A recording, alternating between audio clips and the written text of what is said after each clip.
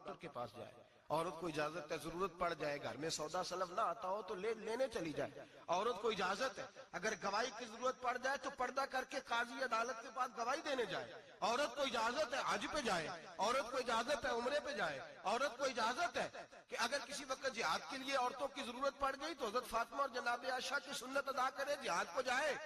لیکن اگر عورت موج کرنے جائے اور روز گئے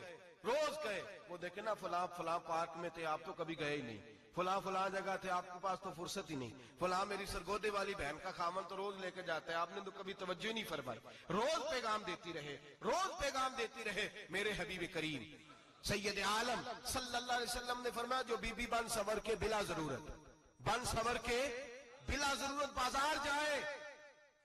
نبی پاک علیہ السلام نے فرمایا ایک قدم وہ اٹھائے گی تو اس پر اللہ کی لعنت برسے گی, فرشتوں کی لعنت برسے گی, زمین والے لعنت برسائیں گے, آسمان والے لعنت برسائیں گے. اور میرے حبیب بولے تو فرمایا جب اللہ کی لعنت برسے گی تو میں بھی اس بی بی پہ لعنت ہی کروں گا جو بی بی بن سور کے جائے. اور آگے سن لیں میرے حبیب نے فرمایا اگر اس کا خامد راضی ہو اس کے بن سور کے بازار جانے پہ آپ ناراض ہو جائیں, اللہ کرے اس بات پہ ہو ہی جائیں اور اللہ کرے بدل جائے نظام, جو خامد خود میک اپ کرا کے تیار کرا کے پارٹی میں لے کر کے جائے, جو سامنے والی فرنٹ سیٹ پہ خود بغیر نقاب کے اس کو بٹھائے,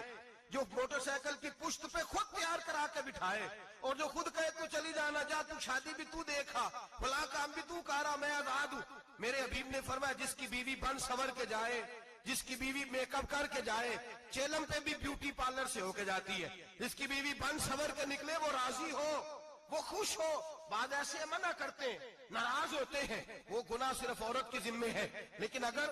عورت بن سور کے نکل رہی ہے اور خامد راضی ہے وہ کہتا ہے ہاں ہم ماڈرن ہیں, ہم جدید دور کے ہیں, ہاں جدت اسی کا نام ہے, ہاں تو لوگوں کو پتا کیسے چلے گا ہمارے پاس پیسے ہیں, کیسے پتا چلے گا کہ 3 گاڑیاں ایک ابا جی کے پاس ہے, ایک بیٹی کے پاس ہے, ایک بیوی کے پاس ہے, کیسے پتا چلے گا کہ ہم بہت تعلقات والے ہیں, ابا جی فلاں شادی پہ, بیٹی فلاں گھر میں اور بیوی فلاں